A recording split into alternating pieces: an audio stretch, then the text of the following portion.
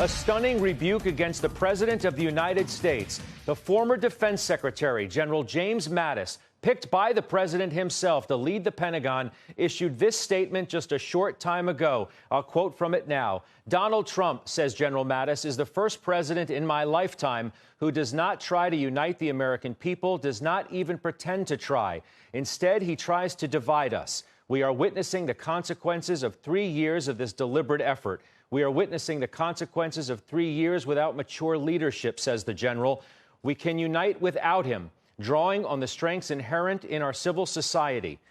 Former chairman of the Joint Chiefs of Staff, retired General Martin Dempsey, he's called Trump's threat to use troops to put down the protesters dangerous. America is not a battleground, he wrote.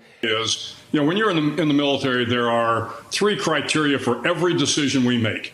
It has to be moral, legal, and ethical. Ethical, you have to follow the rules. Legal, you have to follow the law. And then moral, you have to follow what you know to be right.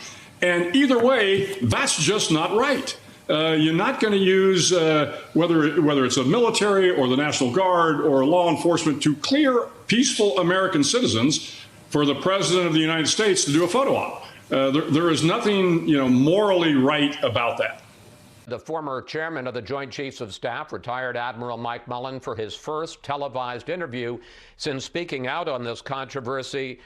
Admiral, a number of top retired military leaders like yourself had declined to speak out on the commander-in-chief for the past 3+ years. That ended this week with General Mattis, you, others. Why now, sir?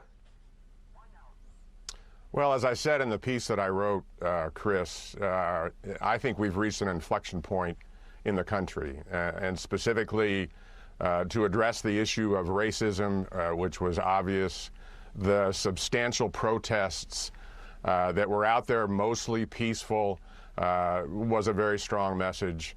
And then the use of the potential use of our military to fight our own people, to deploy in the streets, and to use a phrase that the Secretary of Defense used, to dominate in the battle space. We have a military to fight our enemies, not our own people. And our military should never be called to fight our own people as enemies of the state. Former Secretary of State and former Joint Chiefs Chairman, General Colin Powell. General, thanks so much for joining us. You have to agree with it. I mean, look at what he has done to divide us. Forget immigrants, let's put up a fence in Mexico. Forget this, let's do this. He is insulting us throughout the world. He is being offensive to our allies.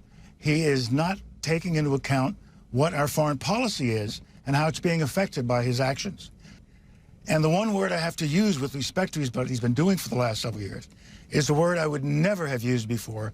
I never would have used with any of the 4 presidents I've worked for. He lies. He lies about things.